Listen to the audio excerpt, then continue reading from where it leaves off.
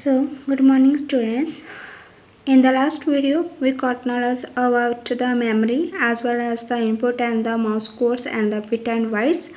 And today, we learn about the semiconductor memory. That here are the two types of the semiconductor memory, the SAM and the RAM. SAM stands for the sequential access memory and the RAM stands for the random access memory. So let's start the SAM.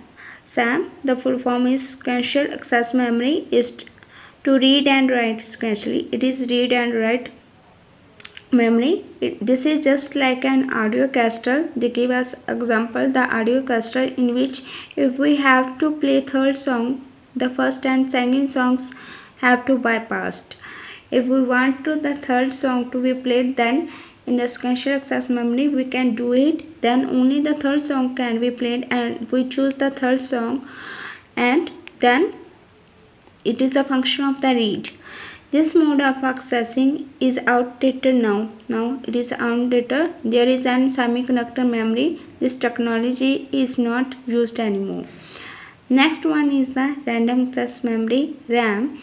Random access memory is read and write in random way. This way, any record can be accessed directly. The random way is that way we can access directly without going through other records. For example, check into the game prawn record on which any of the song can be directly played without wasting time in other songs. Semiconductor memory is very fast in accessing and therefore this technology is widely accepted. RAM is also categorized into two different parts according to the mode of the working. Here we give the RAM have the two types. Random access memory has the two parts. First, read and write memory and second is read only memory. In the read and write memory, we can read and write the information. This memory is called the working memory and commonly called as RAM. It provides the facility to store our data or information temporarily. We can store the data and information temporarily. Since the memory is volatile, if the system is switched off or the electricity supply is cut, then all the contents of this memory get deleted automatically. When anywhere the switch off or electricity is gone and we are working on the computer, then all the contents we don't save during the working, during the typing, then it's permanently deleted, automatically deleted. Thus we say that a temporary working support memory is called read-write memory, which is commonly known as the RAM. Random access memory is classified into two parts. The random access memory has the two parts. First is DRAM. DRAM, that stands for dynamic random access memory, and the content of this memory is adjustable. Suppose the second record is deleted, then all next records will be automatically shifted and adjust the gaps, and thus the blank locations will be available in the last portion of the whole. Here you can see the example. This is DRAM. Here the record 1, record 2, record 3 and 4. If the record 2 is deleted, then the record 1, record 3 and record 4, that is the function of that it's deleted. The next contents is also just the position of the second record. The next one is read only memory, ROM. The SRAM, static RAM. The full form is static random access memory. If any record is deleted, then the place of that record will remain blank. Here the difference between the DRAM and the SRAM is that the next contents adjust the blank space, but in the static RAM the position, if the any record is deleted, then it remains blank. Next one is ROM. ROM is stand for the read-only memory. It is the permanent memory. The records saved on it are non-volatile, and even if the computer is switched off, these contents will not be affected. Generally, This memory is written by the computer manufacturers and we can read the instructions to the program of this memory. Here they give us the information related to it. If the any reason the computer is switched off, then it does not affect on the contents of your data. When the computer is switched on, badly the programs of this memory starts to get executed and avail the information to us, like how many bytes of RAM is installed, what is the status of keyboard, hard disk drive and the peripherals. If they are missing, then the information is put on the screen. First, BIOS, basic input output system, that is such type of the software that is kept on the ROM and perform the discussed function. The basic input output system perform these functions like how many bytes of RAM installed, status of keyboard, hard disk as well as the other peripherals, other devices.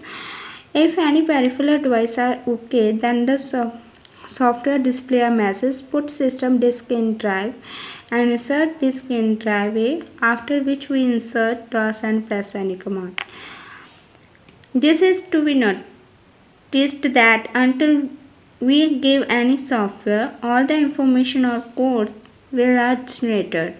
They appear due to the program of the ROM.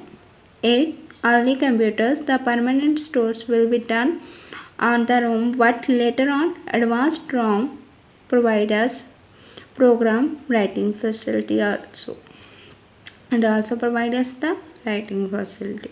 Next, PROM. PROM stands for the programmable read-only memory. It is same like the ROM, but the main feature of this, that a person can write also on this memory. We can write and think in this memory. Since the memory has very limited capacity, only very rare programs can be stored. The calendar clock as well as the basic input output system. The next one is the EPROM.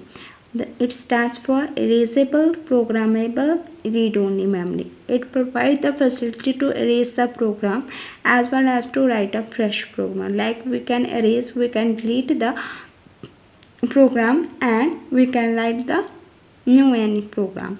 Using this facility, we can amend the program of this memory to preserve any program on this memory if the space is not sufficient. If we have not space, then we can erase the program and we can create the another program. The equipment IC programmer that is used for this function. The next one is EEPROM. It stands for electrically erasable programmable read-only memory. It is different in the process of erasing. This is electrically erased, therefore IC programmer is not required. Here we don't need the IC programmer. In the EPROM we require the IC program for delete. We only require the electrical signal. Next, last one is the auxiliary storage memory. It is read-write memory is valid, so the information cannot be stored in the permanently on this. ROM, PROM, EPROM and EEPROM are the non-volatile. Hence, the information can be stored for a long period. But since these semiconductors memories are very costly, and we use rarely.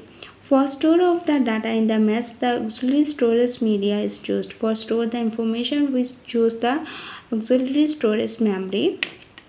You can keep all the important contents. This in your mind, know if this much contents you want to keep permanently with you, then you make a copy or notebook. When these contents are required to be used, then reading your notes and memory the contents in the mind. Like we use the auxiliary storage memory, we can store the data like in the external devices to store the information for the future use, and we can use that information anytime anywhere, like in the CD, DVD, Blu-ray disc, hard disk, and the other storage devices that are the come in the auxiliary storage memory. Here the units of memory measurement. Here they give us the unit of the memory measurement. I also provide the chart of this.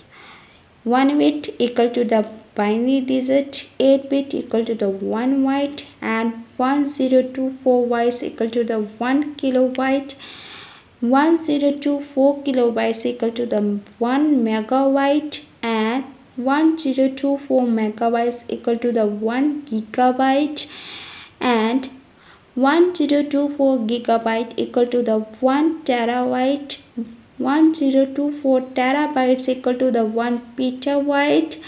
1024 petabyte equal to the 1 exabyte, and 1024 exabyte equal to the 1 yettabyte, and 1024 yettabyte equal to the 1 yottabyte, and 1024 yottabyte equal to the 1 prototype, and 1024 prototype equal to the 1 cubebyte. So these are the unit of memory measurement. So this is the end of your chapter. Hope to understand the today topic and got the knowledge about how the memory stored data in the computer as well as the other devices. Thank you. Have a nice day. Take care.